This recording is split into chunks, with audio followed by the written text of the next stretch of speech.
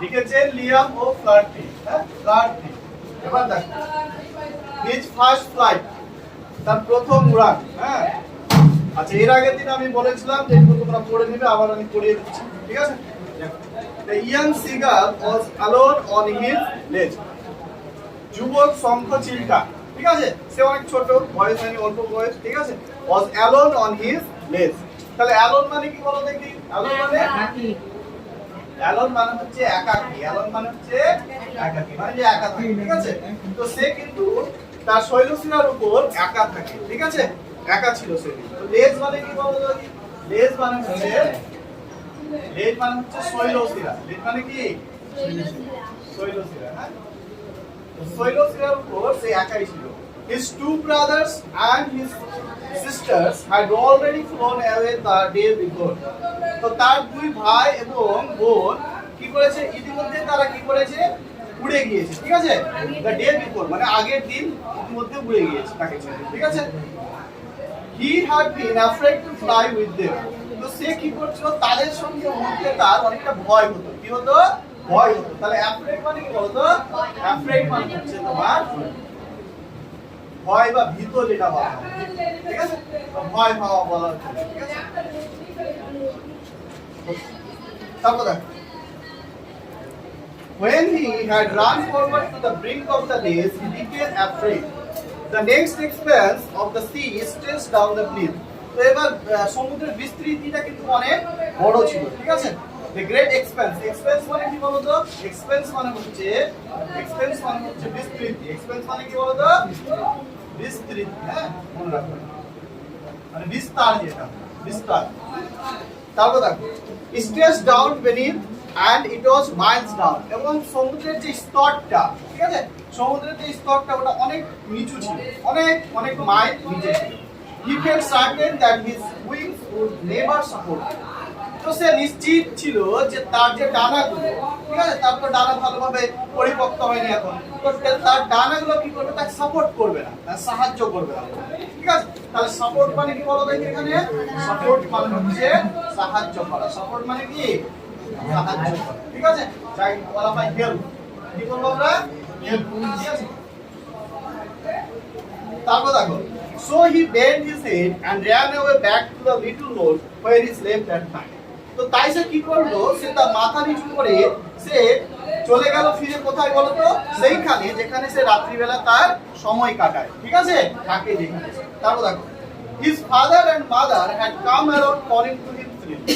তার মা এবং বাবা কি করেছে? had come around freely কি বলে? calling to him freely. তো তাকে ডাকতে ডাকতে মানে কয়েকটা ক্ষণ আওয়াজে তাকে ডাকতে ডাকতে তার চারিদিকে ঘুরতে ঘুরে বেড়াচ্ছে, ঠিক আছে? But for the life of him could not, কিন্তু তার জীবনের ঝুঁকি নিয়ে সে কি করতে পারলো না? এগোতে পারলো না, মুভ করতে পারলো না। বুঝতে পারছো? মুভ মানে হচ্ছে এগোনো, এগিয়ে যাওয়া।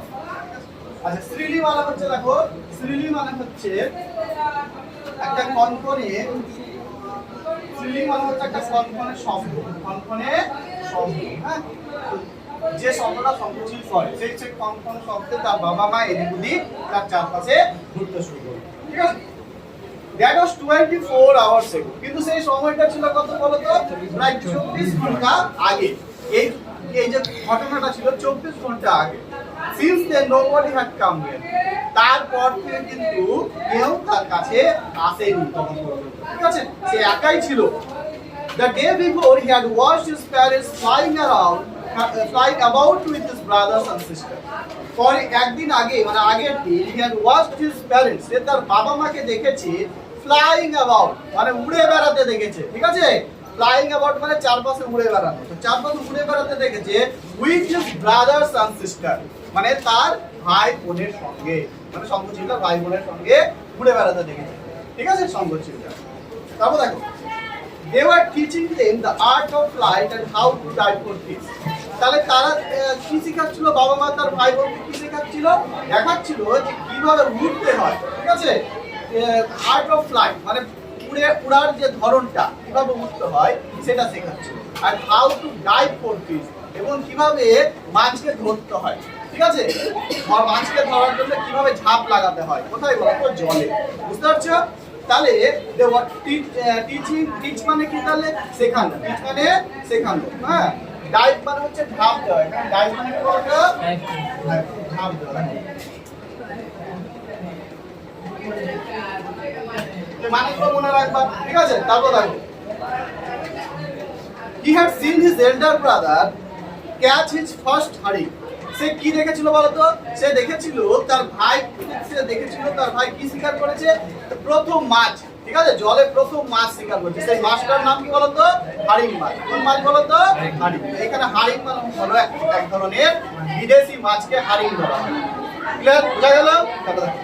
While his parents circled around proudly, যখন তার বাবা মা কি করছিল? তার চারিদিকে গর্বিত ভাবে, ঠিক আছে, গর্বিত সহকারে ঘুরে বেড়াচ্ছিল, তখন সে কি করছিল? তার ভাইকে সে লক্ষ্য করছিল যে তার ভাই কি করছে? সমুদ্রে কি করছে? মাছ ধরছে, ঠিক আছে, হারিং মাছ ধরছে। বুঝা গেল? Next, the sun was now ascending the sky. এবার কি হচ্ছে বলতো? সূর্য কি হচ্ছে? আকাশে উদিত হচ্ছে, মানে অ্যাসেন্ডিং করছে, আরোহণ করছে, উদয় হচ্ছে। অ্যাসেন্ডিং মানে উদয় হয়। অ্যাসেন্ডিং মানে কি বলতো? উদয় হয়।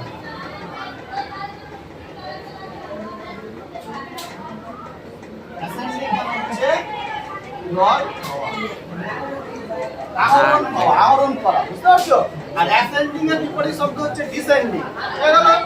দেখো তখন কি হচ্ছে? দেখো blazing orbly on his lace that face the south. তখন কি উজ্জ্বল সেই আকাশটা জল করছে, ঠিক আছে, ভোরের আকাশ, ঠিক আছে, এবং সেই জল সেই আলোটা কার উপর এসে পড়ছে? তার সেই লেজের উপর এসে পড়ছে, সেই শৈল স্তূপের উপর এসে পড়ছে। বুঝতে পারছো? দেখো he felt the heat because he had not eaten since the previous nightfall. সে কি করছে? সে কি অনুভব করছে?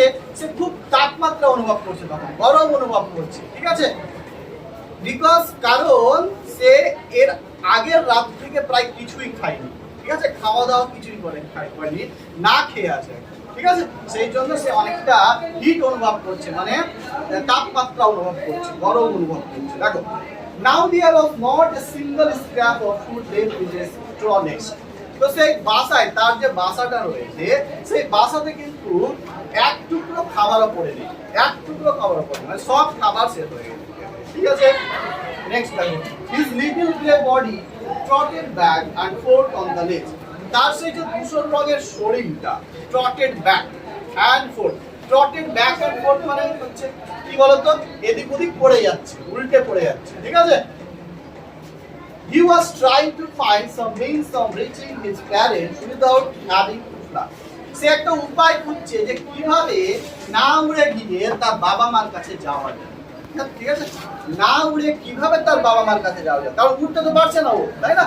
তো ওই এমন একটা উপায় খুঁজছে যে তাকে উঠতে হবে না, কিন্তু সে তার বাবা মার কাছে চলে যেতে পারবে। এই জন্য বলছে দেখো he was trying to find, trying লেখা আছে, he was trying, present continuous tense, ঠিক আছে, সে চেষ্টা করছে some means of reaching. means মানে কি বলতো? উপায়। means মানে কি বলতো? উপায়। reaching মানে পৌঁছে যাওয়া, তো সেই পৌঁছে যাওয়ার উপায়গুলো খুঁজে বের করছে without having to fly, মানে without মানে ছাড়া, না উড়েই সে কিভাবে তার বাবা মার কাছে চলে যাবে সেই উপায়টা সে কিন্তু বুঝছে, বুঝতে পারছো? তাহলে দেখো but on each side of him the lace ended in sheer fall. কিন্তু দুপাশে কি হয়েছে বলতো? দুপাশে যে সাইডটা রয়েছে, ঠিক আছে, দুপাশের যে তোমার বিস্তৃতিটা রয়েছে ওটা অনেক নিচে নেমে গেছে, একদম সমুদ্র স্তর পর্যন্ত নিচে নেমে গেছে, বুঝতে পারছো? সমুদ্রটা আছে, সমুদ্রের উপর শৈলস্তূপ আছে, শৈলস্তূপটা অনেক উঁচুতে রয়েছে, আর সমুদ্রের যে স্তরটা ওটা অনেক নিচে রয়েছে, বুঝতে পারছো? the sea beneath, এটা বললাম সমুদ্র অনেক নিচে, সমুদ্রের স্তরটা অনেক নিচেতে নেমে গেছে, আর শৈলস্তূপটা অনেক উঁচুতে রয়েছে। He could surely reach there without flying if he could only move northwards along that cliff. সে কি বলছে দেখো, he could surely reach there, সে নিশ্চিতভাবে অবশ্যই সে সেখানে পৌঁছে যেতে পারবে without flying, না উড়েই সে সেখানে পৌঁছে যেতে পারবে if he could only move northwards along that cliff.